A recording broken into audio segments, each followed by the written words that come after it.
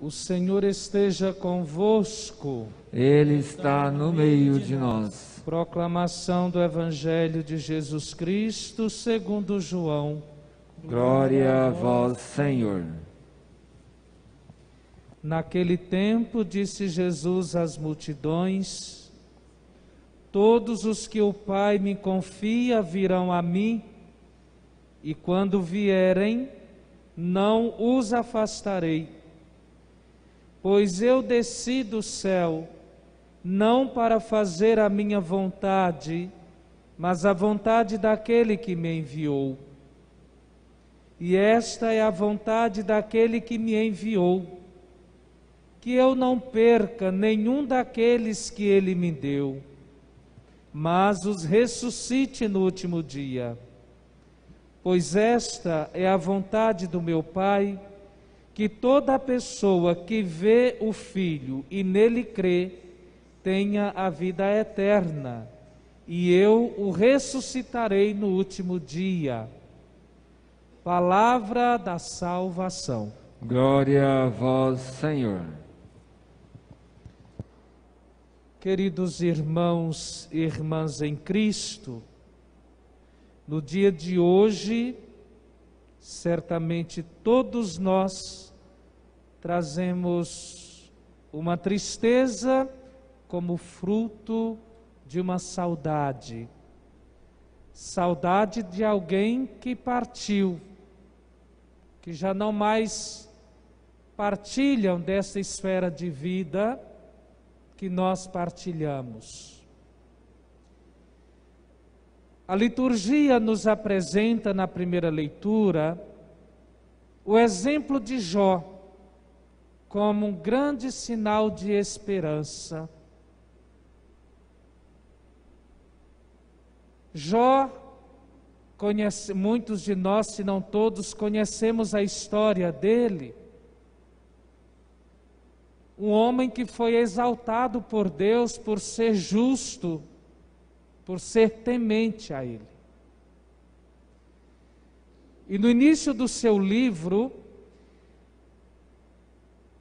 conta-se um pequeno diálogo entre Satanás e Deus. Deus pergunta para Satanás: de onde vens? E Satanás diz assim: venho de dar algumas voltas pelo mundo. E aí Deus lhe faz uma outra pergunta: viste meu amigo, meu filho Jó, o quanto ele me é temente e justo? Aí Satanás diz assim: mas é claro, ele tem tudo, tem esposa, tem filhos, é dono de muitos campos e rebanhos. Tira isso dele, eu quero ver se ele vai continuar sendo fiel, justo, temente. E é interessante que Deus permite que Satanás o tente. E nós sabemos pela história bíblica que Jó perdeu tudo, inclusive a sua dignidade, porque por último foi acometido de uma doença terrível, a lepra. E o sofrimento de Jó foi muito grande, a ponto de quem o contemplava sofrendo não conseguia, não se aguentava. A esposa dele disse assim: olha, amaldiçoa logo esse Deus a quem tu serves e morre de uma vez. Não aguento mais te ver sofrer. Estava muito mais preocupada com ela do que com Jó. Não aguento mais sofrer, vendo o teu sofrimento. E também os amigos de Jó. Tem um que inclusive diz: se eu fosse você. É tão fácil a gente dizer se eu fosse você quando eu não sou você. Mas a leitura de hoje apresenta para nós um grito de Jó, pedindo trégua aos seus amigos que parece que se aliaram para fazê-lo sofrer.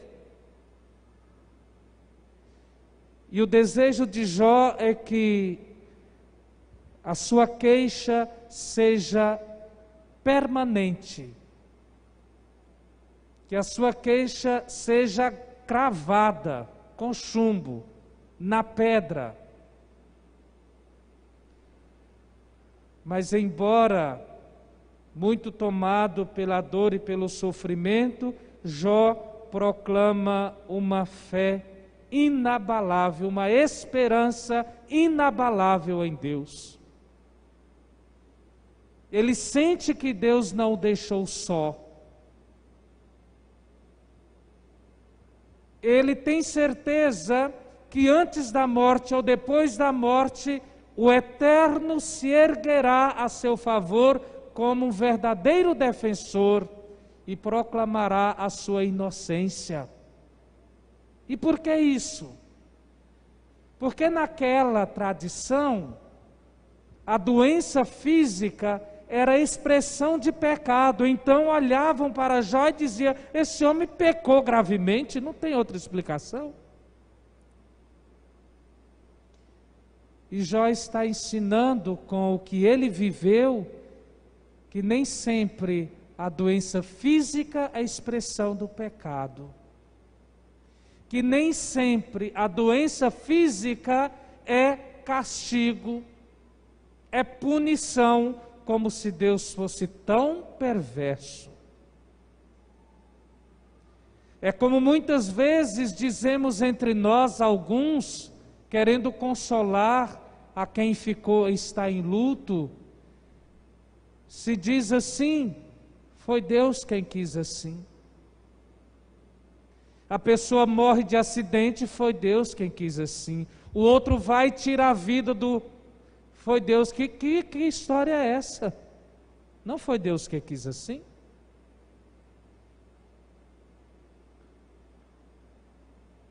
Jó é o sinal para nós do homem de fé e que espera em Deus. E é aí onde nós precisamos nos encontrar. Porque todos nós sofremos a partida de alguém. Esse dia de finados, mundialmente, é um dia de muita dor para todo aquele que tem sentimento, por causa da saudade. E é também um dia em que a gente lembra de nossas pequenas ou grandes revoltas para com Deus. Jó nos convida a esperar em Deus.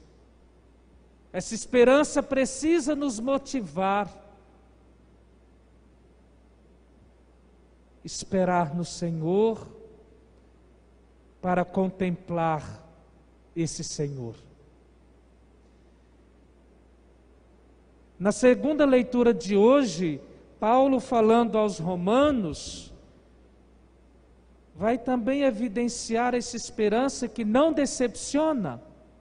Eu sei que tem várias situações que podem nos instigar a ter medo, a achar que não vai dar certo. A esperança é uma das 3 virtudes teologais que todos nós recebemos pelo batismo e somos chamados a vivenciá-la. E para mostrar isso, Paulo como que nos faz uma pergunta: quem éramos antes de sermos justificados por Deus? Antes de sermos tornados cristãos? Só para dizer que Deus não nos abandona. Éramos enfermos, éramos ímpios, éramos pecadores, portanto inimigos de Deus. E o que Deus fez por nós? Derramou sangue por nós para nos reconciliar com Ele, para dar-nos a oportunidade de nos achegarmos a Ele, para nos trazer paz na consciência, para derramar em nosso coração o seu amor através do Espírito Santo. E como um bom pai que Deus é, Ele sabe entender a nossa dor e o nosso sofrimento, porque como pai, Ele viveu isso no seu Filho. Ele sabe inclusive das nossas revoltas e nos perdoa quando nós nos revoltamos contra Ele. Basta bater o arrependimento e pedir o perdão. Sabemos não ser fácil fazer a vontade de Deus, inclusive de aceitar que alguém parta, saia do nosso convívio. Mas se nós somos de Deus, Deus permitiu que viéssemos à terra, com a promessa de que um dia iríamos nos recolher para estar com Ele. E isso é um fato na vida humana. Por isso que abrir o coração para deixar que a vontade de Deus prevaleça é sempre um dom. E eu sei que às vezes não é fácil fazer a vontade de Deus. Jesus parece que no Evangelho de hoje, Ele diz assim, olha, todos os que o Pai me confiou virão a mim, e quando vierem não os afastarei. Por quê? Eu desci do céu para fazer a vontade do meu Pai. Até parece que Jesus não queria alguns, não. Como nós também não queremos alguns. E aí Jesus nos ensina que estamos na terra para fazer a vontade de Deus, e fazer essa vontade de Deus é viver com Ele no dia a dia, para que quando morrermos com Ele a gente possa ressuscitar também. Para ser salvo, essa é a vontade de Deus para nós. Jesus fala que vai atrair. E quando Jesus diz que vai atrair, não é apenas na glória, é também na dor, é também no sofrimento. Aliás, não nos esqueçamos que a promessa dele, parafraseando o que aconteceu lá no livro dos Números, ele vai dizer assim, assim como Moisés ergueu a serpente de bronze no deserto, o Filho do Homem será erguido e atrairá todos a Ele. O problema é quando nós queremos a glória sem passar pelo caminho da cruz. O problema é querer ser atraído por Deus e não aceitar a experiência da morte. E de fato não temos que aceitar a experiência da morte. Mas ela chega. E aí temos que contar com a graça de Deus, com a força de Deus para aprendermos a conviver com a ausência física de quem nos deixa. E permitir que o Senhor nos console, como consolou a Jó, como consolou o seu próprio filho, como consolou a tantos. E é por isso que estamos aqui hoje rezando no dia de finados. Porque acreditamos que a morte não é o fim. Porque seguimos o exemplo de Jesus. Porque acreditamos na ressurreição. Por isso rezamos pelos mortos.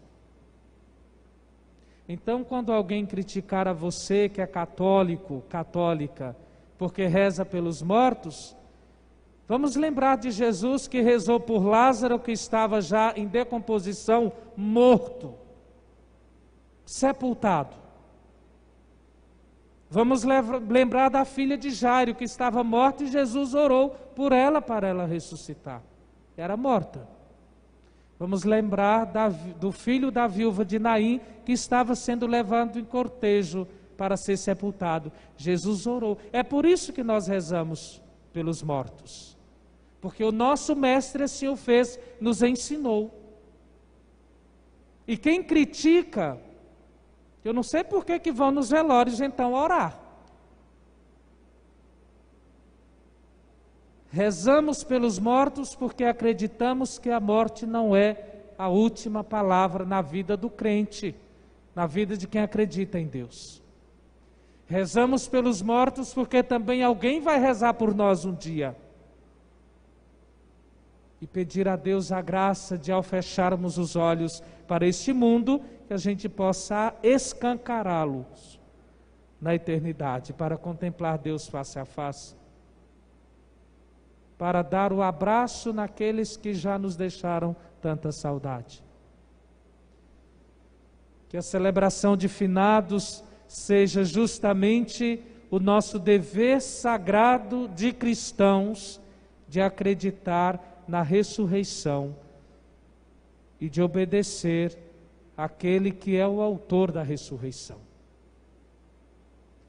Peçamos ao Senhor a graça de nos deixarmos, de sermos consolados em meio à nossa saudade. Alguém dizia: não morre aquele que mantemos vivo dentro do nosso coração. E nós bem sabemos como é que mantemos as pessoas vivas dentro do nosso coração. Convido a você nesse momento a lembrar dos seus entes queridos. Convido a você nesse momento a rezar pelos seus amigos que já partiram, pelos seus benfeitores, por aqueles que foram referência de Deus na sua vida. E lembrar dessas pessoas tomados pela esperança que envolveu a Jó, tomados pela esperança de que Paulo fala hoje na segunda leitura, tomados pela decisão de não afastá-los da graça de Deus, da salvação, como Jesus bem lembra hoje no Evangelho. E nos deixemos consolar a quem já perdeu seus há tantos anos, a quem perdeu recentemente, a quem perdeu hoje, a quem perdeu há 7 dias, a quem está perdendo nesse momento. Que esta perca seja para Deus, porque é certeza também de recompensa.